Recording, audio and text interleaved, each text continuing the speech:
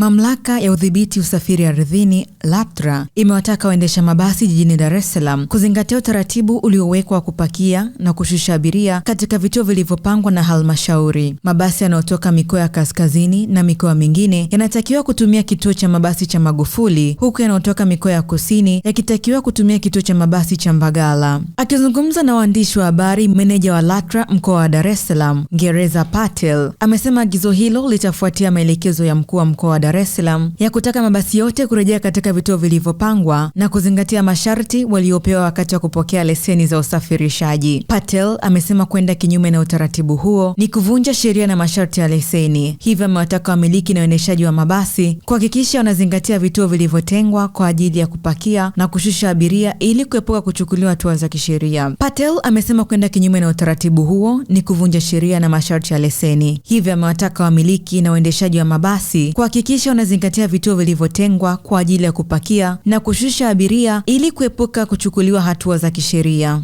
Jina langu ni Gereza Patel, kaimu meneja udhibiti magari ya abiria, lakini ni afisa mfawidhi wa LATRA mkoa wa Dar es Salaam. Kufuatia maelekezo yaliyotolewa na mkuu wa mkoa wa Dar es Salaam juu ya mabasi kurudi katika maeneo yao ya vituo vilivyoainishwa na serikali, sisi kama mamlaka tumejipanga kufanya utekelezaji au ufuatiliaji wa hayo maelekezo, kuhakikisha kwamba mabasi yote ambayo tumeyapa leseni yanaishia kwenye maeneo ambayo leseni zao zinasoma. Na utaratibu uliopo ni kwamba tunapotoa leseni kwa basi lolote tunalipa ratiba, na ratiba hiyo inaonyesha kwamba uanzie safari kwenye kituo gani na uishie kwenye kituo gani.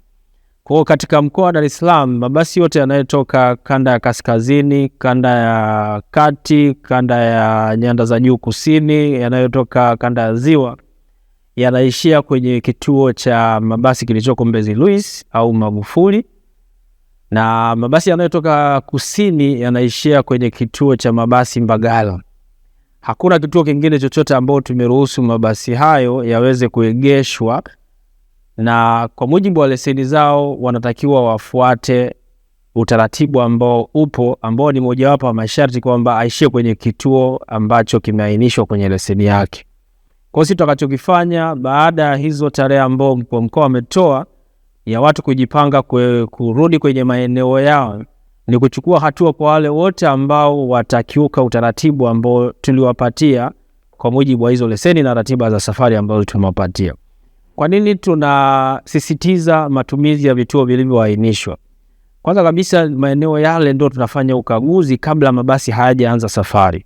Sisi na wenzetu ambao wanasimamia sheria za usalama barabarani pamoja na hizo za usafiri, kuna kaguzi tunafanya kabla basi halijaanza safari, na kaguzi hizo hatuwezi kufanya kama mabasi yatakuwa yanaegesha katika maeneo ambayo si rasmi. Kwa kwenye vituo vile ambao nimevitaja ambao ndio vimeainishwa na serikali kupitia halmashauri za jiji, ndio sehemu ambao tunapaswa kufanya kaguzi hizo. Kwa mabasi yote yaishie katika vituo hivyo au yaanzie safari katika vituo hivyo.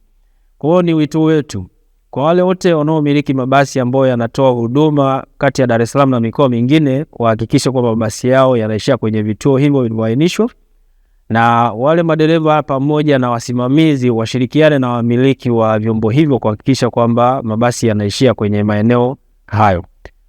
Tukishabaini wale ambao wanafanya kinyume na utaratibu, tutachukua hatua, na huu muda ambao wamepewa ni muda ambao ni wa kutosha kuweza kurudi kule, kurejesha huduma kule, na kuweza pia kuchangisha huduma zingine ambazo zinaendelea katika maeneo haya ambayo serikali imewekeza kwa ajili ya huduma hiyo ya stendi kwa ajili ya mabasi yanayoenda mikoani.